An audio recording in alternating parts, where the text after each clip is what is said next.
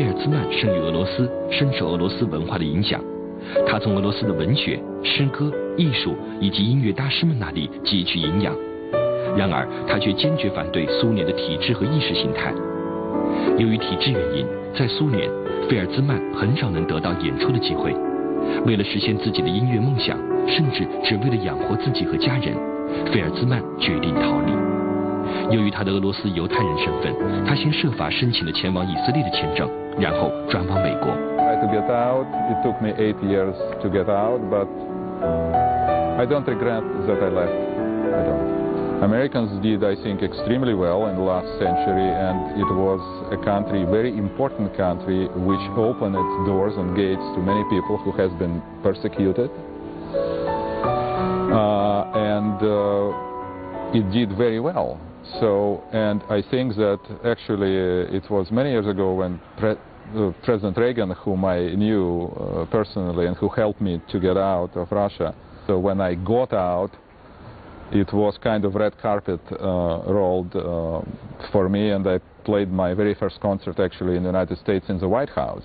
Wow. For President Reagan, yes. It was at 87, and then made my debut at Carnegie Hall and some other major venues in the United States with all major orchestras, and played in Europe and so on and so forth. So I was very lucky.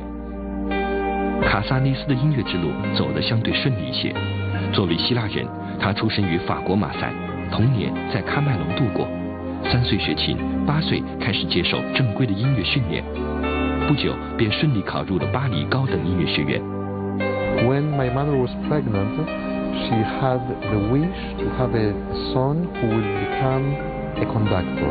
Really? Yes. Why is that? And it's funny because when I was 5 or 6 months, my parents claimed that I was trying to sing a famous song, Mexican song of those years called La Raspa. You know, pa-pam, pa-pam, pa-pam, pa-pa-pa-pa-pam, pa-pam. So I think it was something like... I don't know how I did that, but they are not lying. They say that I was trying to sing this. And then when they bought a piano, because they loved classical music, they were among the few people who used to have LPs. When they bought a piano for my sister, who is a little bit older, I remember very precisely, I was 3 years and a half when the transporters installed the piano in the living room, in the house, and I remember very well they put it on that side, and I was attracted like by a magnet, and I went to the piano and tried to play with one finger, you know, and then that's how it started. 卡萨利斯是6位外国钢琴家中与中国最有渊源的一位，他从小就开始了解中国文化。为此次中国钢琴之夜，他还专门写曲，以古希腊旋律为开头，中国旋律《我的祖国》和《北京颂歌》穿插其中，把最美好的祝福献给北京奥运。We should never forget, however, that China, as you know, has always been a top civilization. I have an uncle who is a historian, and he was telling me since he's a Byzantinologist, you know, he's a historian, he knows a lot about everything. And he was telling me since I was a kid, never forget the Chinese civilization. We didn't know the Chinese civilization. I feel very bad when I think of all the bad things Western people did to China. And you know what Napoleon said about China? He was a visionary. He said, when China will wake up, the world will tremble. I think what he meant might not have been necessarily military, but it meant watch out, there will be maybe a new big competition there. And it's happening with the Olympic Games. China wants to win #1 rank, and it's winning right now above United States, and why not? I should say, why didn't this happen earlier? You know, why didn't this happen earlier? 在法国巴黎，卡萨利斯曾和邓小平的女儿邓琳共进晚餐。谈及那次见面，他的记忆仿佛又被拉回到18年前的情景。You know, I remember a dinner in Paris about 18 or 20 years ago with the daughter of Deng Xiaoping, the great leader who opened communist China to West. How do you pronounce in Chinese Deng Yes, Xiaoping? Deng Xiaoping. Deng Xiaoping? Okay.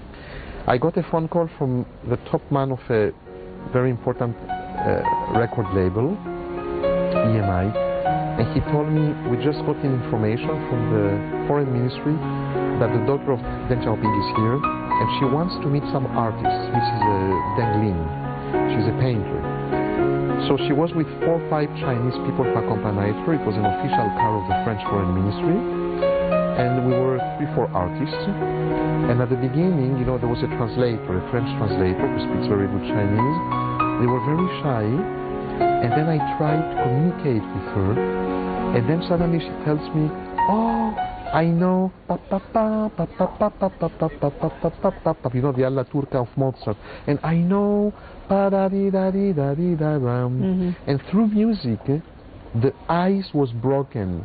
It took maybe half an hour, but then the ice was broken, and we had a wonderful conversation about paintings, about music, about the civilizations of Europe and China. It was very nice.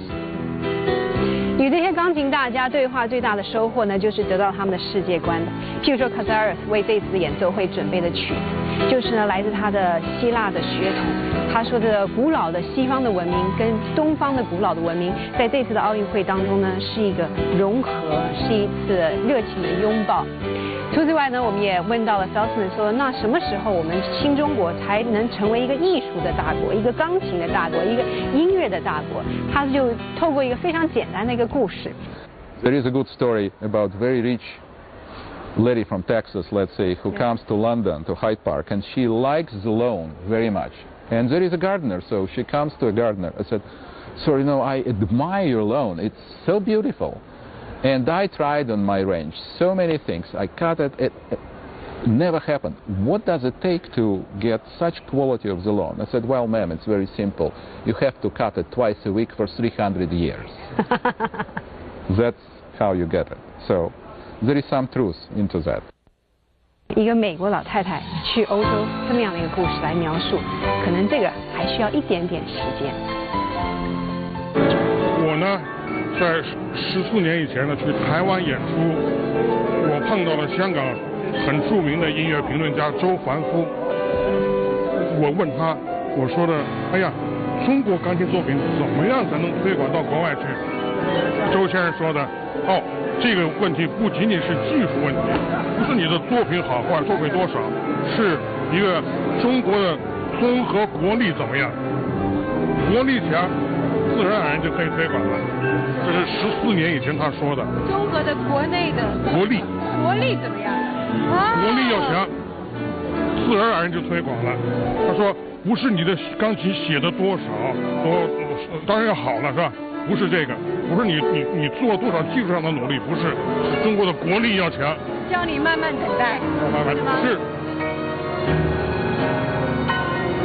在同一个舞台上，我们看到他们来自不同的国籍、不同的年龄、不同的经历，但是因为有共同的梦想，他们可以演奏出来和谐的旋律。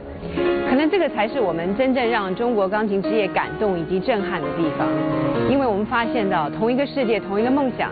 那不只是奥运精神，也是艺术的真谛。感谢您的收看。